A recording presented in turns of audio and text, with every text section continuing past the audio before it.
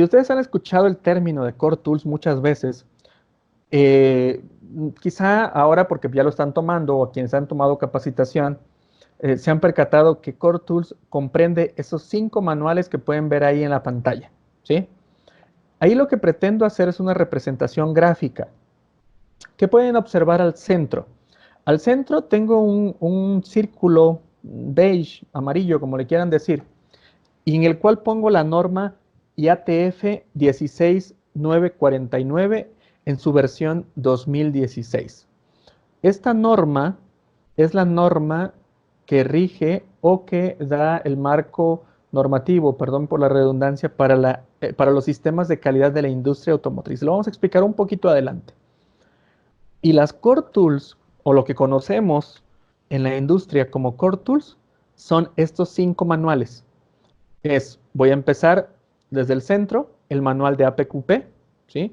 O planeación avanzada de la calidad del producto. Al final viene una tabla, ahorita también la vamos a poner con sus traducciones, una de sus traducciones más aceptadas. También vamos a ver lo que es el manual de la MEF, ¿sí?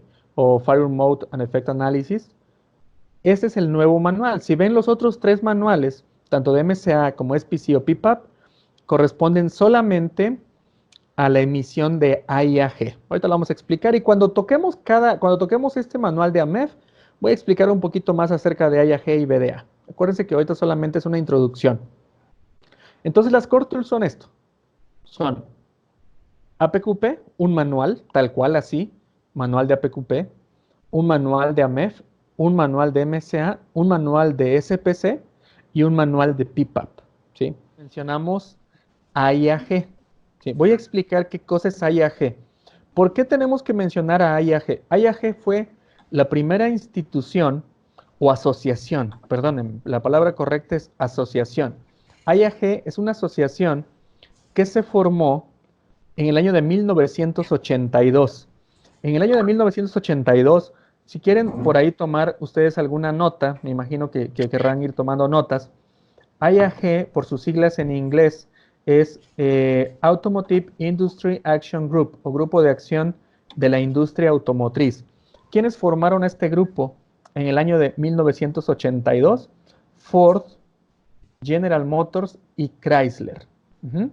En el año de 1982, estos grandes de la industria automotriz se dieron cuenta que era necesario unirse para dar criterios homogéneos a sus proveedores, pero también, si tocamos un poquito de historia, si se acordarán que ya en los años 80, Japón ya les estaba dando una muy buena batalla en cuanto a ventas de unidades o de vehículos en Estados Unidos. De hecho, en los años 80, ya a finales de los 80, principios y finales, en esa década, el vehículo más vendido en Estados Unidos se convirtió en un vehículo japonés y desde entonces hasta la fecha el vehículo más vendido en Estados Unidos es un vehículo japonés.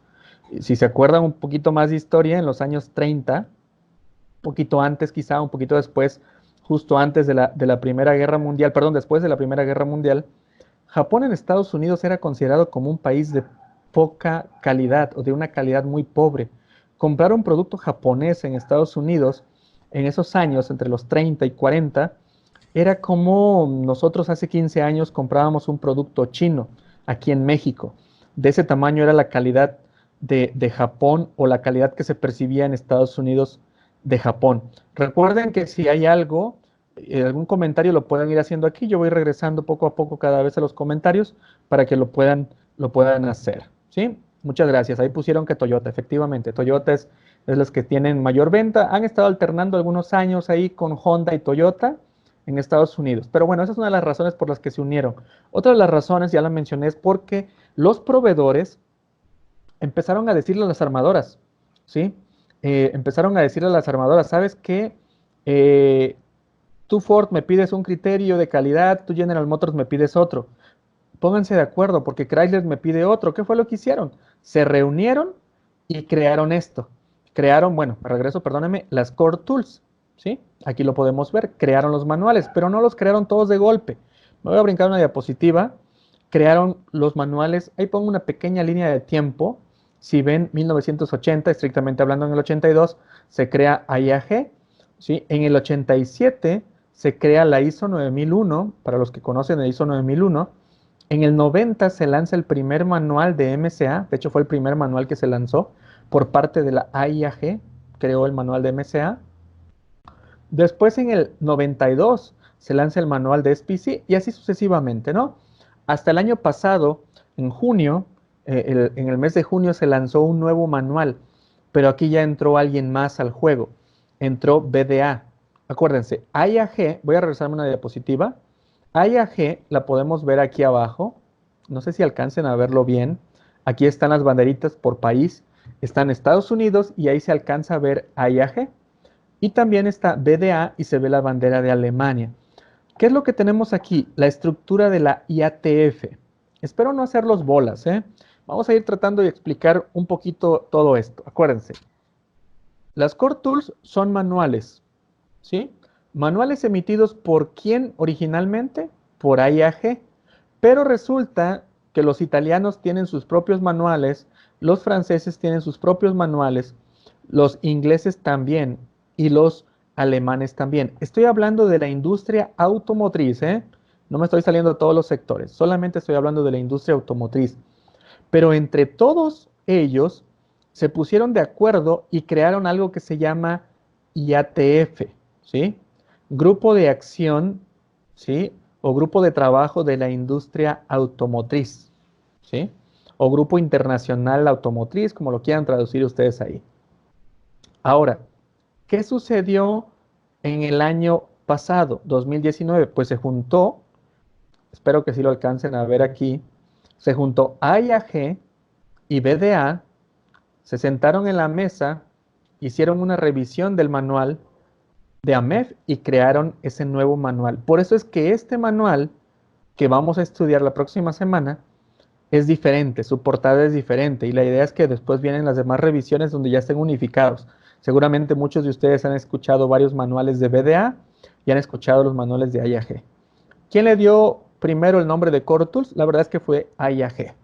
Bueno, entonces ya aquí hemos metido algunos conceptos. Línea del tiempo que ya la mencionamos. Quiero resaltar algo. En su momento, en el año 99 y después en el año 2009, surgió una norma que se llama, o se llamó en su momento, la ISO TS 16949. Quienes ya llevan un ratito en la industria automotriz, o tan solo con que lleven más de 4 años, 5, ¿verdad? Se acordarán, de hecho 3, ¿verdad? Estamos 16, 17, 18, 19, 20, sí, 4 años. Quienes tengan 4 años en la industria automotriz, se acordarán que antes lo que mencionábamos era esto, ¿verdad? Decíamos, viene una auditoría de la TS, van a venir los auditores de TS. ¿Por qué? Porque resulta que en ese momento, y un poco después, en la versión 2009, la norma se llamaba norma ISO TS 16949. En ese momento la norma estaba lanzada bajo la cobertura de los estándares ISO en unión con IATF. Son dos entidades diferentes, ¿eh? ISO son estándares internacionales para todo tipo de industria y para todo tipo de sectores, para los que han estudiado por ahí ISO. Pero IATF es exclusivo para la industria automotriz y todo lo que necesita la industria automotriz. Pero resulta que en el 2015 se lanza una nueva revisión de la ISO 9001. ¿Qué sucede? Pues que eso deriva en una revisión de la norma IATF, pero por alguna razón no se pusieron de acuerdo. Lo que se sabe hoy en día, o lo que se supo de forma inmediata, es que no se pusieron de acuerdo, o bueno, eso se dijo en Radio Pasillo, ¿verdad? Porque cada entidad hizo sus dos comunicados. Dijo que estaba muy de acuerdo con lo que hacía IATF, pero que cada quien iba a emitir su norma por separado, ¿verdad? O que IATF había decidido, IATF dijo lo mismo, con otras palabras, pero en Radio Pasillo lo que se comentaba es que no se pusieron de acuerdo en el tema de regalías, porque al final de cuentas, pues tiene mucho que ver con temas de dinero, ¿no? Entonces, ¿qué sucedió? Que IATF en el año 2016, para ser exactos, en octubre del 2016, decidió lanzar la norma IATF 16949 en su versión, obviamente, 2016, un año después de la ISO 9001-2015. Esto solamente es un poco de historia para que vayamos teniendo un poquito de antecedentes. La QS, muy buena pregunta, yo por eso pongo aquí la QS, ¿verdad? La QS 9000 fue emitida por IAG o por el sector, voy a llamarlo así, aunque no me gusta mucho el término, por la industria americana o por la industria estadounidense. La QS 9000 de hecho sigue vigente.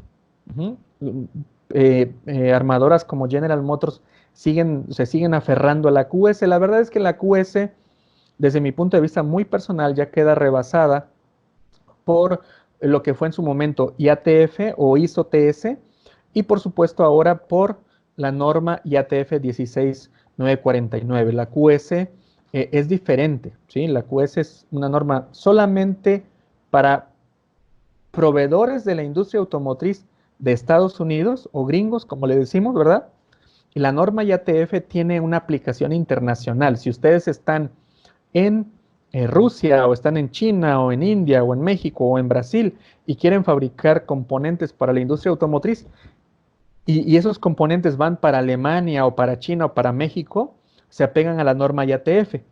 Pero si sus componentes van para la QS, puede ser, van para QS, no, van para Estados Unidos, perdónenme, puede ser que ese cliente, esa armadora, les diga que quieren que sigan los estándares de QS. La verdad es que cada vez es menos la exigencia del tema de QS. No sé si alguien tenga una opinión diferente, porque yo en esta diapositiva, eh, en esta tabla lo que pongo son las siglas, APQP, plan de control, AMEF, o como le dicen más en el norte, no sé si han escuchado que le dicen FIMA, por ahí había un ingeniero de Durango, le dicen mucho el término FIMA, eso es muy de México, no lo van a escuchar en otro lado, ¿no?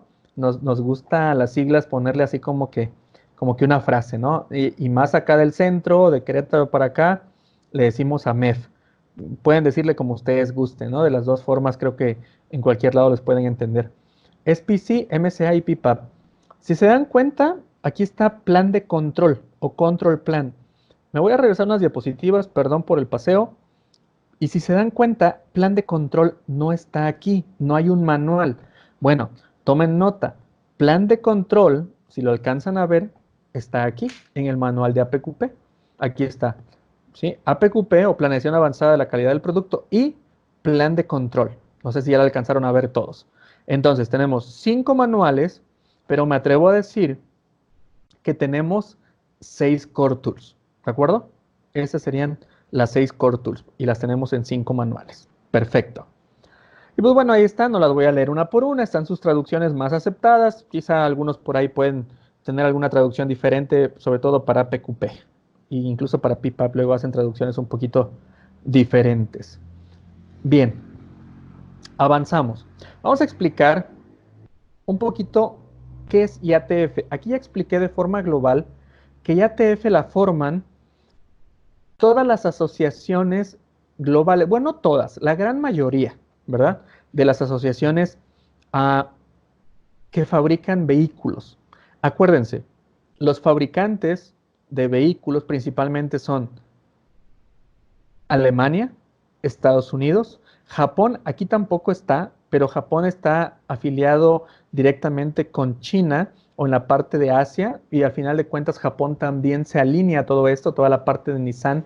De hecho, estaría representado aquí por Renault porque ellos están en la misma unión, se me fue el término que usan ellos, alianza, usan el término de alianza para Renault y para Nissan. Entonces, al final de cuentas, todas las armadoras están representadas aquí. Y si ustedes conocen alguna marca que no está representada, les puedo asegurar, aunque no está representada aquí, se alinean a lo que dice IATF. Entonces, por eso IATF es importante. Ojo, no se me vayan a perder. Perdón que sea tan, que repita tanto, ¿no? Que sea tan repetitivo. IATF crea la norma IATF y otras más. IAG es quien dicta las core tools, ¿sí? Y BDA tiene una serie de manuales propios que quienes conocen de la industria sabrán de esos manuales, ¿verdad? De esos manuales amarillos de BDA. Y ahora para MEF se unieron IAG y BDA, o sea, gringos y alemanes. Les digo algo, la verdad es que todos siguen el ritmo de estos dos. gringos y alemanes. Yo sé que a los ingleses no les ha de gustar mucho, a los franceses tampoco, ni a los italianos, ni a los japoneses, pero la verdad es que ellos se alinean. Tuve la experiencia de trabajar muy de cerca con Nissan mexicana y les puedo asegurar que Nissan mexicana, que es japonesa, se alinea perfectamente a los requerimientos de IAG. Por eso es que cuando nosotros estudiamos las Core Tools o los manuales de IAG y los manuales de BDA, prácticamente estamos cubriendo todo el conocimiento o la mayoría del conocimiento de la industria automotriz.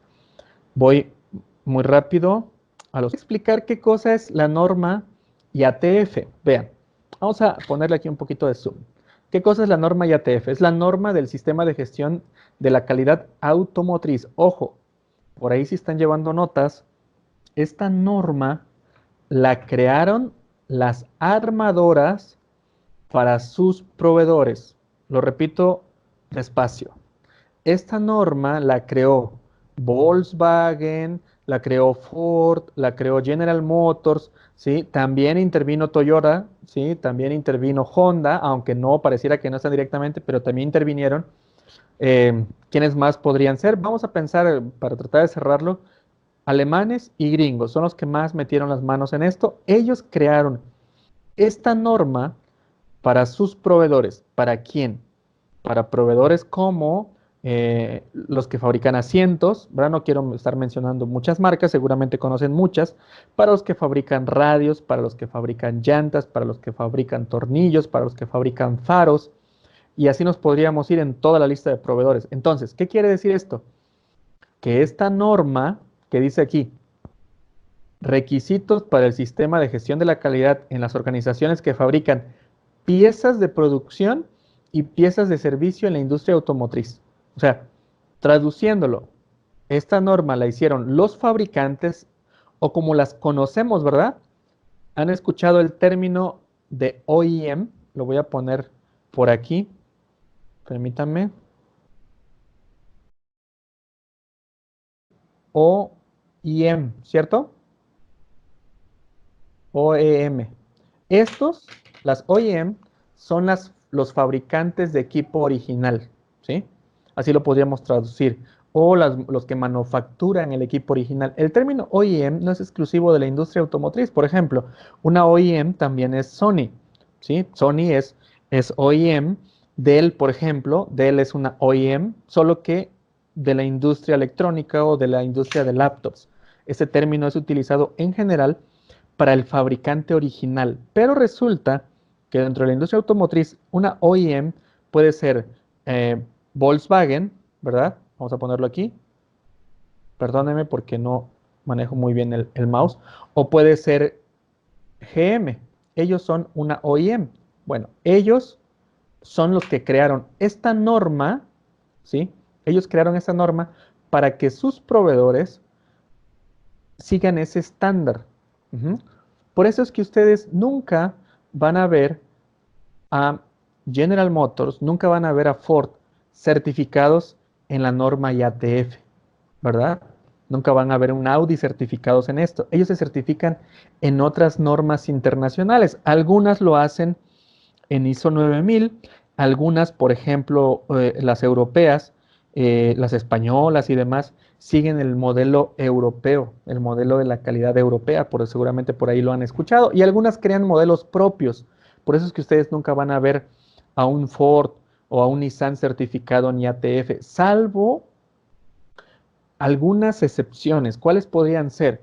Cuando alguna armadora tiene alguna división que fabrica componentes que manda a otra armadora, que hay muchos casos que sí se dan. Por ejemplo, que la empresa que está de Volkswagen, que está en Guanajuato, fabrica motores y que le vende motores a otra empresa de vehículos que no sea Volkswagen, podría ser que le exijan que se certifiquen IATF. Pero normalmente ellos llegan a acuerdos y no se ponen ese nivel de exigencia. Muy bien. ¿Dudas hasta aquí? Okay. ¿Qué cosa es IATF? La IATF, si ven, aquí lo pongo en una fórmula muy sencilla, ¿no? IATF no es otra cosa más que, permítame, poner la norma ISO 9000, o sea, los 10 capítulos de ISO 9000, lo voy a poner aquí, los 10 capítulos de ISO 9000 que estrictamente hablando, solamente del capítulo 4 al capítulo 10 contienen requisitos. ¿Y qué es lo que hizo la IATF? Porque es una asociación, ¿verdad? Es un grupo que se reúne y hace revisión. Agregaron los requisitos de la industria automotriz y se los sumaron. Entonces, toman toda la ISO 9000, le suman los requisitos de la industria automotriz y eso nos da la norma IATF. ¿Sí? ¿De acuerdo? Y, pues bueno, solamente por mencionarlo, la norma IATF agrega 103 puntos. Ojo, no 103 requisitos. Agrega 103 puntos. ¿Qué quiere decir esto? Bueno, el curso no es de IATF, pero que a cada punto se están agregando lo que le llama la norma suplementos, ¿de acuerdo? Agrega suplementos. ¿Por qué quiero mencionar IATF? ¿Por qué debo mencionar IATF? Porque no podemos tener una capacitación de Core Tools, ¿sí? No podemos tener una capacitación de Core Tools sin mencionar, aunque sea un poco, de la norma IATF. Definitivo, no es un curso de IATF, pero les puedo asegurar que conforme vayamos avanzando en el curso, vamos a ir tocando algunos pequeños puntos de la norma IATF, estamos obligados a hacerlo. Ahora, estamos mencionando la norma. ¿La norma qué cosa me dice? La norma me dice qué hacer. Voy a poner un pequeño ejemplo. La norma, en uno de sus puntos, ahorita no voy a empezar a hablar de cada uno para no irlos revolviendo, dice, la organización, parafraseándolo, debe aplicar control estadístico. Perdón, estoy generalizándolo mucho, ¿verdad? Es lo que dice la norma en el capítulo 9, en el apartado 9113, ¿verdad? Habla en general de esto, que dice que la organización, ¿quién es la organización? Siempre que la norma habla de la organización, se refiere al proveedor, ¿sí? Se refiere al proveedor. El proveedor puede ser el Tier 1, ¿sí? Ese puede ser el proveedor. El proveedor puede ser el Tier 1 o el proveedor puede ser el Tier 2. Entendemos qué cosa es un Tier 1 y qué cosa es un Tier 2. Si alguien no lo entiende, siéntase en libertad de abrir su micrófono y decir, Ismael, yo no entiendo a qué te refieres con la palabra Tier 1, ¿sí? O Tier 2. Si no hay ningún comentario, por ejemplo, cuando habla de MCA, debe realizar estudios estadísticos a su sistema de medición, por parafrasearlo, ¿verdad? Luego lo vamos a ver a detalle. Pero ¿qué creen? La norma IATF no me dice cómo hacerlo. Y es ahí donde entran los manuales. Por eso los manuales de las Core Tools son muy importantes. Porque la norma IATF me dice qué debo hacer, ¿verdad? O los debe, si le quieren llamar así. Me dice los debe. Y los manuales, como los tengo aquí, me dicen cómo hacerlo, ¿verdad? Creo que escogí un mal color porque no resalta ahí, pero bueno. Entonces, aquí la norma solamente me dice, oye, tú deberías realizar estudios estadísticos para todos los procesos de producción. Y tú como ingeniero de calidad, como ingeniero de procesos o como ingeniero de la industria vas a decir, ok, está muy bien, gracias norma IATF por decirme qué debo hacer. Pero ¿cómo lo hago? Ah, bueno, para saber cómo hacer ese estudio, me voy a ir aquí al manual de SPC y el manual de SPC me va a decir cómo hacer ese estudio que menciona el apartado 9.113 o el 9.112, ¿verdad? Y bueno, lo vamos a ver cuando lleguemos al módulo de SPC. Vamos a mencionar algunos, ¿eh? No me da tiempo de ver todos los requisitos asociados a SPC. Muy bien. Hasta aquí, claro, la relación que hay entre IATF y las Core Tools. Hasta aquí, claro, quién crea o quién creó en su momento las Core Tools, ¿verdad? Y quién creó en su momento la norma IATF, ¿verdad? Esa es la parte que me interesa que se vaya quedando bien clara, ¿verdad? Tier 1, perdónenme, es cualquier proveedor de la industria automotriz que entrega los componentes directos a la armadora. Pero cuando un proveedor entrega un componente al Tier 1, ese proveedor es la relación o alguno de los puntos, mejor dicho, ¿verdad? Alguno de los puntos que están en la industria automotriz, perdóneme, en el manual, en la norma, discúlpeme. A ver, regreso, discúlpeme. ¿Qué tenemos aquí arriba? Tenemos los manuales, están en color verde. Si ven cuáles son, o las Core Tools, mejor dicho, porque acuérdense que plan de control no es un manual. Está APQP, AMEF, plan de control, SPC, MCA y PPAP. ¿Qué es lo que coloco a continuación? Coloco algunos puntos de la norma, no son todos, pero son los principales puntos de la norma que mencionan o que hacen referencia o de una forma más correcta dicha, que piden, ¿sí? Donde está el requisito, ahí en ese punto está el requisito que hace mención a las Core Tools, ¿verdad? Esto les sirve mucho a los que son auditores, de hecho lo tienen muy bien identificado. O también les da sentido a los que ya están en la industria automotriz y dicen, oye, ¿por qué aplicamos PPAP? Bueno, aplicamos PPAP porque hay un requisito en el apartado 75322 de la norma IATF que pide PPAP y también en el apartado 9111. No siempre es tan claro, pero, perdón, pero al final de cuentas es lo que nosotros ahí nos podemos guiar. Solamente es una tabla que pretende dar un pequeño resumen de la de los puntos, de los principales puntos, no son todos. ¿Qué es lo que les pongo aquí? Trato de titular esto de la siguiente manera. Es una forma gráfica, en algún momento también le llamé esquema de entender cómo se aplican las Core Tools, o también le podríamos llamar que es un enfoque de proceso, ¿verdad? De cómo se van aplicando de manera cronológica las Core Tools. Es una forma muy resumida, ¿verdad? Y créanme que al final de la capacitación vamos a regresar a este esquema y van a ver cómo toma un poquito de sentido. Si ustedes ven aquí, APQP está en la parte de abajo, ¿verdad? APQP está en la parte de abajo. Entonces, APQP vamos a llamarle que es una metodología, ¿verdad? Le voy a poner aquí metodología. Nada más voy a poner MT. Creo que puedo agregar texto, pero bueno. Está bien, es la metodología. ¿Por qué APQP es la metodología?